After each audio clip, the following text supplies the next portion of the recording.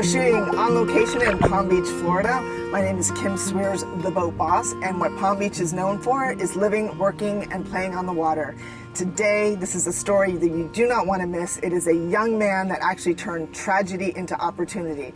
I'd like to introduce you to Viss. Good to see you. It's great to see you. Nice to meet you again. Yeah, great to meet you again. Had a great time meeting you back in Albuquerque. It was amazing. And, yeah. Well, they say people are brought into your life for a reason, and you were truly brought into my life. Part of the Boat Boss platforms, certain initiatives that we take, into our dealership and also to the platform, and that has really, you were part of creating safety. Safety is now a huge part of the Boat Boss platform, and we are taking that message worldwide.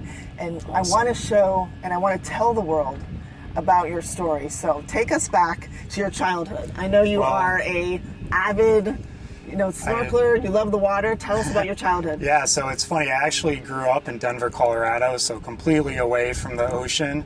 But I remember going to the doctor's office and seeing the saltwater fish tank there and just falling in love with everything aquatic, life oriented. And I knew when I graduated high school, I had to go somewhere near the ocean. So I found Palm Beach Atlantic University here in Palm Beach, immediately fell in love with the area. Went out to the beach right off Palm Beach and snorkeled the Breakers Reef and just knew, okay, this is my happy place. I love it. So that was, about 10 years ago. So I've been Floridian for 10 years now. Well, I'm a native and I love turtles, and I know we share a love for turtles, but your life went a total 360. I was supporting breast cancer initiatives before I actually was diagnosed with breast cancer. You have a very similar story. Tell us about how you were saving the turtles and how that actually became part of that cause. So back in 2017, I started working at Loggerhead Marine Life Center. They're a sea turtle hospital, so they specialize in sick and injured sea turtles and rehabilitating them to go back out into the wild. So a lot of these sea turtles come in with injuries that are boat or propeller strike related. So they're missing flippers, they have big lacerations on their shells, just you name it, really bad injuries. And it's about 90% of the turtles do not survive a direct boat strike like that. So Andy, a coworker of mine, and I went out snorkeling quite a bit. So on Thanksgiving Day of 2019. Yep.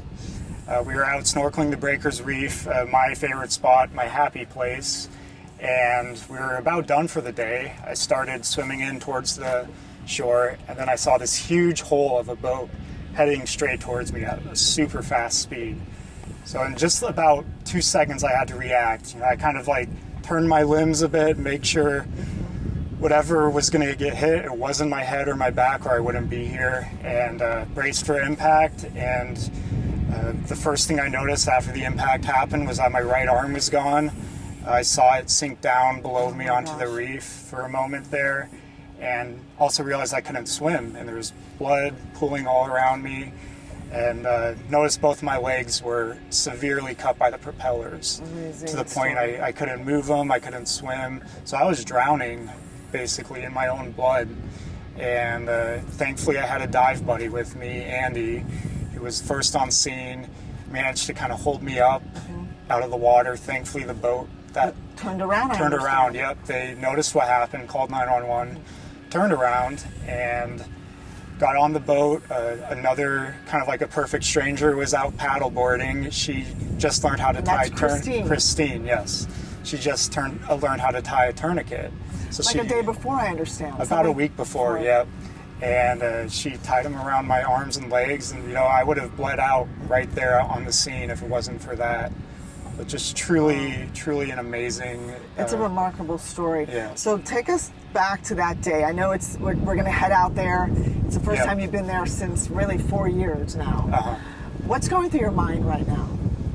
A lot of excitement, to be honest, because I love that reef. I love the Breakers Reef, and I haven't returned there since the accident, and I'm not going to let a horrible accident really define my outlook on the reef and on the ocean as a whole. Absolutely. So I think this is really a good kind of a cathartic way to heal from this incident and really get back in the water to do what I love. So take us back. Okay, so Andy's on the boat with you, and I understand we're going to talk to Andy in a little bit. Yeah. So Andy's on the boat with you. You're thinking you're going to die. Yep. Tell me what Andy said to you that was so remarkable. Yeah, well, I am in complete panic mode, just screaming, gonna die, and the boat was taking us to the beach, and Andy's kind of just over me trying to comfort me, but nothing's working. And then he just says the simple words that God is here, God is with us, and just that mention of God right there, I felt this undescribable peace come over me. I was looking straight into the sky, a perfect blue sky, and it was a moment when I realized, okay, this is horrible, but God is still in control, and this is all happening for a reason. Absolutely. And I knew then my reason was to survive and to become a big advocate for boating and water safety. Well, they say, there's a saying, 2 best days of your life, the day you were born and the day you know why. And you have found your why. Yes, I have definitely found my why. So this is where you found your why. You're a young man that comes from Denver and makes South Florida your home, not realizing that you literally are going to change the world. Steve Jobs said, leave your spot on the world, you're leaving your spot on the world. Yep. And now let's talk about what you've created through this pain point that's now become your passion. Let's talk about the 3D dive flag. Yes. So one of the main factors that caused this accident was the lack of visibility from your standard 2-dimensional dive flag. So this is something I always used while I was snorkeling down here. It's a 12-inch by 12-inch flag. Tell us what's wrong with this flag. You know, this is something I snorkel, never thought. Yeah, so there's quite a bit wrong with it. Well, it is legally required to have a dive flag, and this meets their legal requirements of 12 inches by 12 inches right there. It also has a metal little stiffener in it. You can see just like a metal wire there to keep it up straight, which is good. But the problem is when the wind's blowing a certain way, you get that profile from it, which is about, the piece of a paper. It actually looks like a pencil. If you a pencil. Like no boat can see that if it's going by.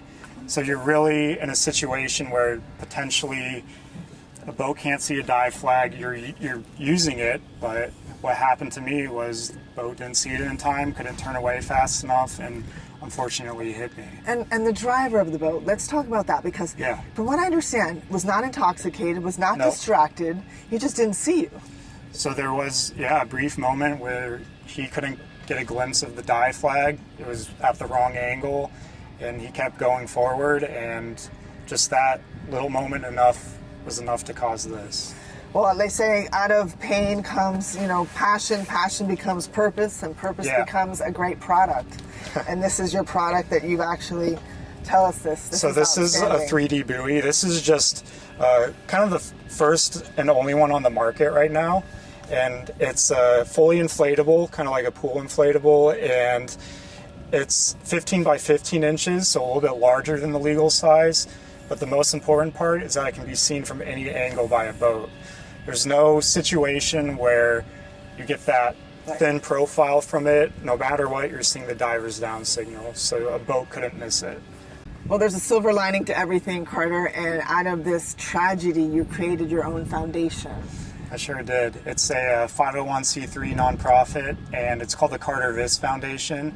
Its ultimate goal and mission is to help and support other victims of boating incidents like myself. This could be through financial ways or just really being there for the families. My family was extremely affected by this incident, and the least I can do is help others through the painful trauma this brings.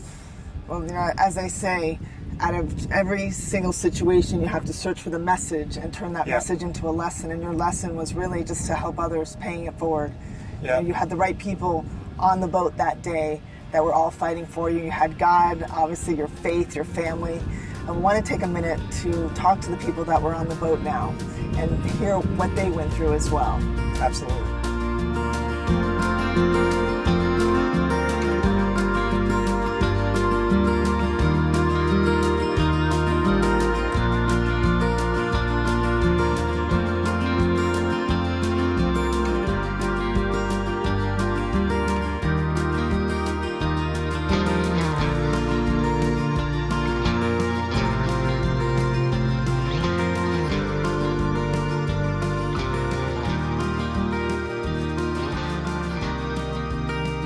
We just came in from the reef where the accident happened, and Carter, Andy, Christine, how was today? Tell me about the emotions that you felt when you were out there at that one spot, Thanksgiving 2019. Yeah. It was a beautiful experience. I loved everything about it. My only thing is I wanted to stay out there longer. We can Just arrange that. Yeah, just explore the reef that I love so much, and so healing to be out there again for me. You know, Andy, we talked about, Carter and I, how impactful your one comment changed the entire scenario. You said something, Carter said, I'm dying, I'm going to die here, doing what I love to do.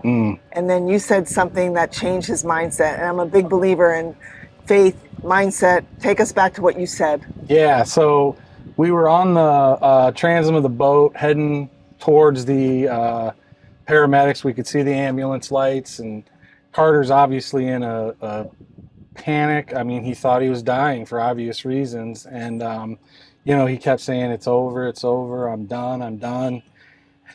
And I don't know where it came from. I mean, it's not, I mean, I can only, you know where it came from. Sure. It's a work of God, really. But it just came to me at the moment. I was holding Carter's left hand, and I'm screaming in pain and agony, and said, Carter, God is with us. God is here. God is with us. And then just seeing the look in Carter's eyes from my standpoint, because I know what it meant for him, and he's talked about that today. But just for me to see that, to have a peaceful few seconds within this whole crisis and crazy kind of event, it was life-changing for me. It was a turning point for Carter, hopefully mentally, to kind of, let's Well, you do actually this, saved his life too. You're a true hero. Thank you. Yeah. These are the true heroes. Yeah, right Let's here. talk as well. about Christine. Was, Christine, unbelievable. You know, just a week earlier, you had learned how to use a tourniquet. Why? What was your reason? You just decided to learn how to use one? Yeah, I'd finished a first aid safety training for diving, rescue diving, and I witnessed the boat go past us at a fast rate of speed, and I knew there were other divers on there. So I was in the water at the time, my dive flag beside it, but hopped up on the board and then saw that it had hit somebody from that height and went over, and Andy was holding Carter up for air, and then I saw that Carter had lost his arm, and I knew that the blood needed to be stopped. And so I just squeezed as tight as I could.